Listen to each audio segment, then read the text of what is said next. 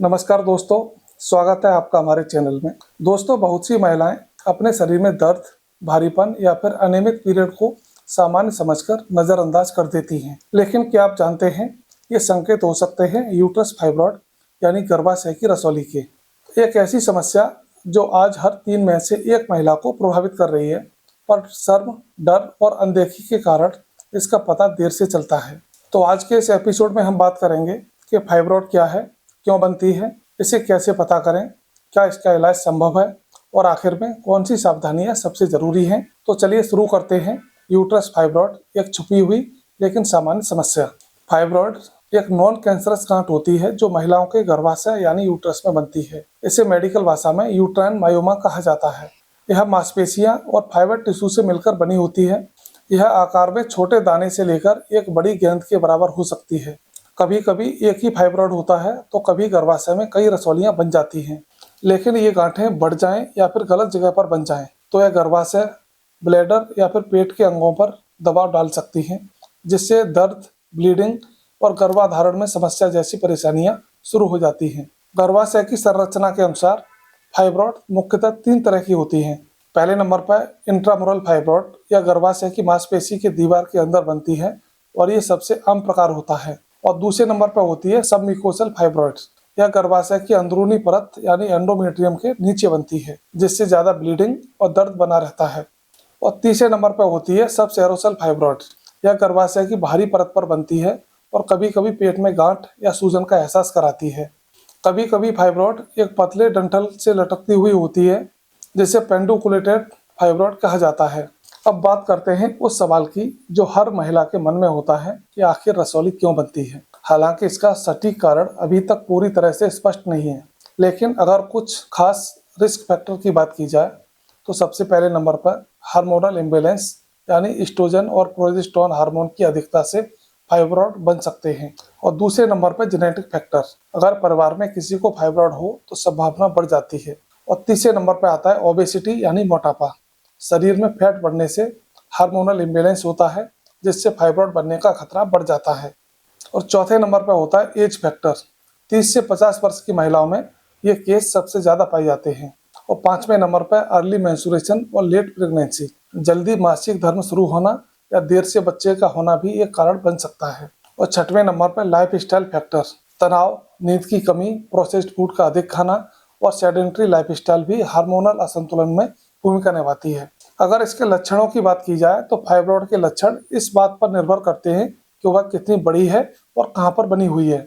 कुछ महिलाओं में कोई लक्षण नहीं होते, जबकि कुछ में बहुत गंभीर परेशानी होती है, जैसे पीरियड का बहुत अधिक आना, पीरियड का लंबे समय तक चलना, पेट या पेल्विस एरिया में भारीपन या फिर दर्द होना, कमर दर्द या फिर पेट में सूजन, बार बार पेशाब लगना या फिर मूत्राशय पर दबाव बना रहना।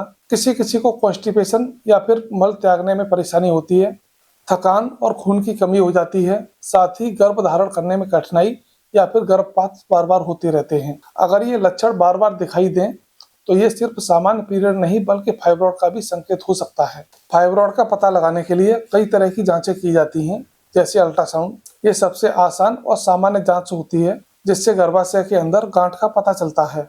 दूसरे नंबर पर ट्रांसवजाइनल सोनोग्राफी, यह अंदर से देखने वाली जांच है, जिससे छोटे फाइब्रॉइड भी दिख जाते हैं। और चौथे नंबर पर MRI, इससे फाइब्रॉइड का आकार, संख्या और स्थान साफ साफ पता चलता है। साथ ही इसमें स्टेरोस्कोपी करके देखते हैं। एक पतला कैमरा गर्भाशय के अंदर डालकर सीधा देखा जा सकता है। अगर इसके ब्लड टेस्ट की बात करें तो इसमें खून की कमी और हार्मोन लेवल को पता लगाने के लिए ब्लड टेस्ट कराए जाते हैं। भारत में लगभग 40% महिलाएं प्रजनन आयु 30 से 50 वर्ष में किसी न किसी रूप में फाइब्रॉइड से प्रभावित होती है। फाइब्रॉइड का इलाज इस बात पर निर्भर करता है कि गांठ का आकार कितना है, कितने फाइब्रॉइड हैं, मरीज की उम्र तथा गर्भाधारण की योजना क्या है। अगर फाइब्रॉइड छोटा है, इसमें कोई लक्षण नहीं है, तो सिर्फ निगरानी की जाती है। साथ ही दवाइयों से इलाज की बात करें तो हार्मोन से कंट्रोल करने वाली दवाइयां दी जाती हैं। साथ ही कुछ दवाएं ऐसी दी जाती हैं जिनसे ब्लीडिंग कम हो। कुछ केसों में यूट्राइन आर्टरी एम्बोलाइजेशन किया जाता है। इसमें फाइब्रॉइड की रक्त आपूर्ति बंद कर दी जाती है, जिससे वह सिकुड़ जाती है।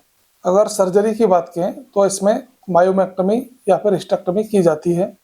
आजकल बहुत सी सर्जरी लेप्रो तकनीकी से की जाती है, यानी बिना बड़े चीरे के जल्दी रिकवरी के साथ। अगर फाइब्रॉड का इलाज समय पर न किया जाए तो यह कई समस्या पैदा कर सकता है, जैसे सीवियर एनीमिया, बांझपन या गर्भाधारण में कठिनाई, बार बार गर्भपात होना, ब्लैडर या फिर किडनी पर दबाव, पेट में सूजन और दर्द, बहुत अधिक ब्लीडिंग से जीवन घातक स्थिति उत्पन्न हो जाती है। इस कंडीशन में कभी कभी गर्भाशय को निकालना एक विकल्प रह जाता है।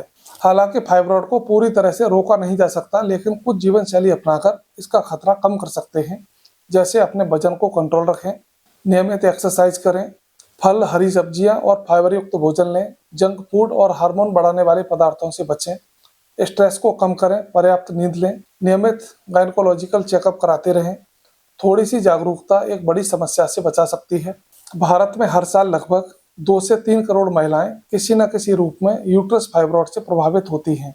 इनमें से लगभग 50% मामलों में लक्षण इतने हल्के होते हैं कि महिलाओं को पता भी नहीं चलता। WHO के अनुसार विश्व भर में 70% महिलाएं 50 वर्ष की उम्र तक फाइब्रॉड से प्रभावित होती हैं।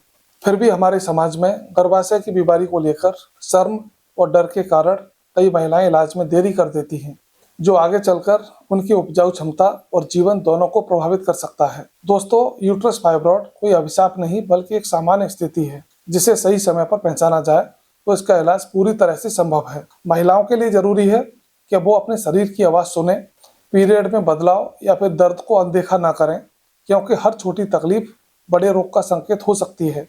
अगर आपकी माँ, बहन या दोस्त लंबे समय से अनियमित ब्लीडिंग, दर्द और कमजोरी महसूस कर रही हैं, तो उनसे बात करें, उन्हें डॉक्टर के पास लेके जाएं। शरीर की हर परेशानी को छिपाना नहीं, समझना और समय पर इलाज कराना सच्ची समझदारी होती है। तो दोस्तों, आज की इस जानकारी में हमने जाना कि यूट्रस फाइब्रॉड क्या है, क्यों बनती है, कैसे जांच की जाती है और इसका इलाज कैसा होता है। अगर ये जानकारी आपको उपयोगी लगी हो तो इसे लाइक करें, शेयर करें और अपने आसपास की महिलाओं को जागरूक करें। धन्यवाद।